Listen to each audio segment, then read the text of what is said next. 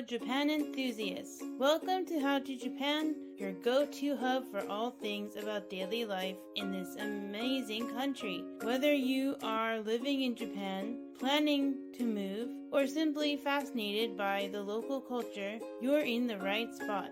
This channel is your ticket to unlocking the secrets of navigating Japan like a pro. Want tips, tricks, and insights to make the most of your time here? Well, hit that subscribe button and dive into our blog for a treasure trove of information. Get ready for your backstage pass to life in Japan, where the adventures never stop and the experiences are always unique. Get your inside scoop on life in Japan.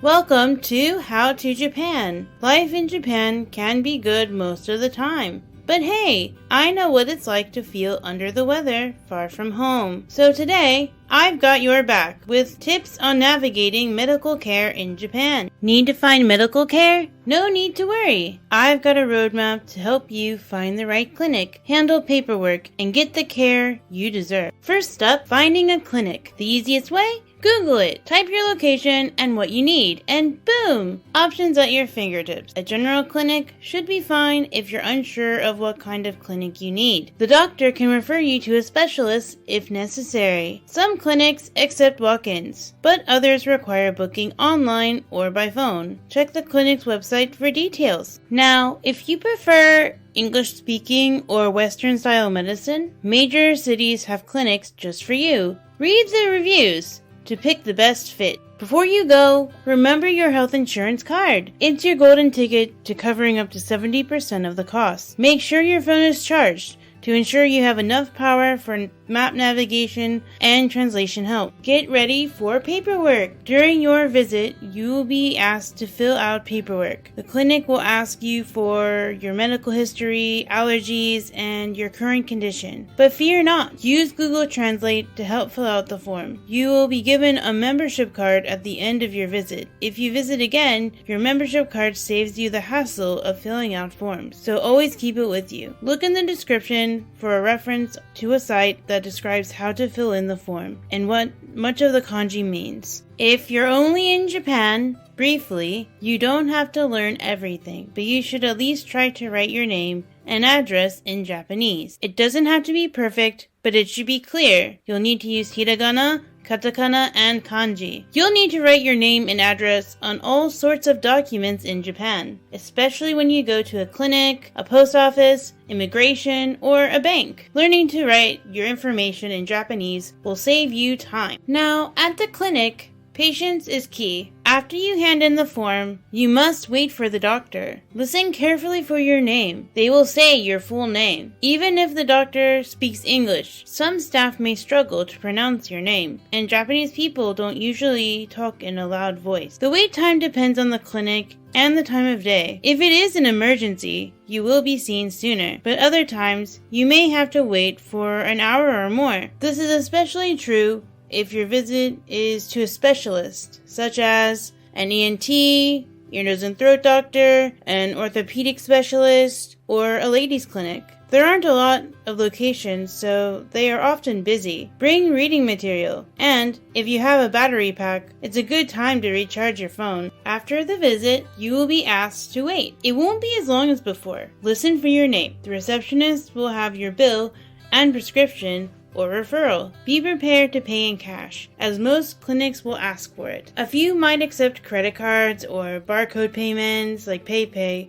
but these clinics are an exception and not the rule now. You will be expected to pay on the same day as your visit, and there shouldn't be any other cost besides your prescription. Once you pay, you can leave. If prescribed medicine, you will most likely visit a separate pharmacy. You can pick a pharmacy you like. When you go to the pharmacy, you must fill out another medical form. They will ask you about your medical history and allergies. If you have allergies to certain medications, ensure you know how to write them in Japanese, just like your name and address. Personally, I like Welshia.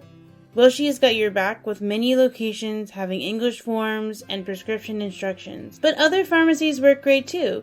Just be ready for more Japanese forms. When you go to the pharmacy, you will give the prescription to the pharmacist. They will take it and give you a number. You will have to wait for your number, and then they will give you your medicine. You will also need cash to pay the pharmacist, so be sure you're prepared for that. It shouldn't be too expensive. I've never spent more than 1,000 yen on medication.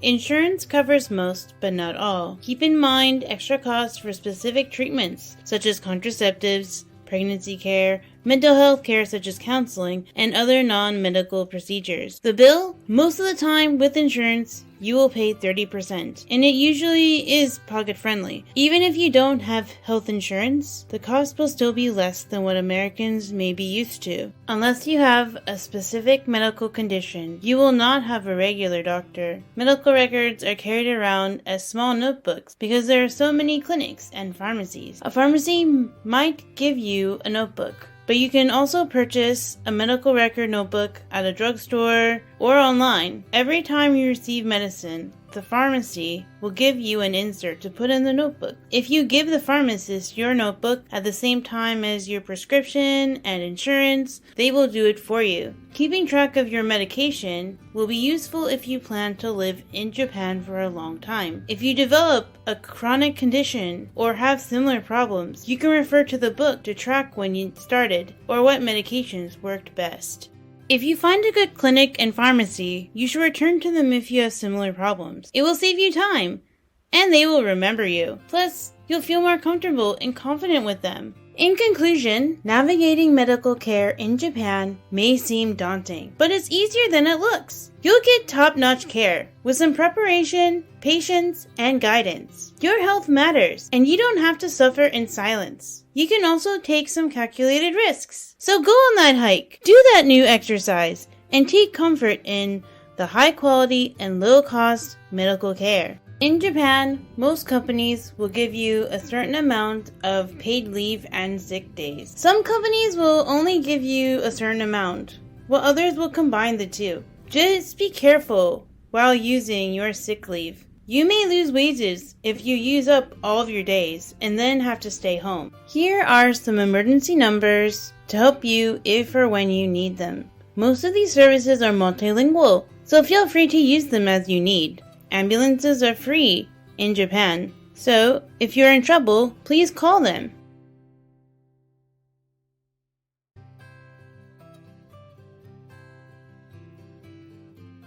Hit that subscribe button and join our community for more time-saving advice and Japan life information. Make your life in Japan a good one. See you next time.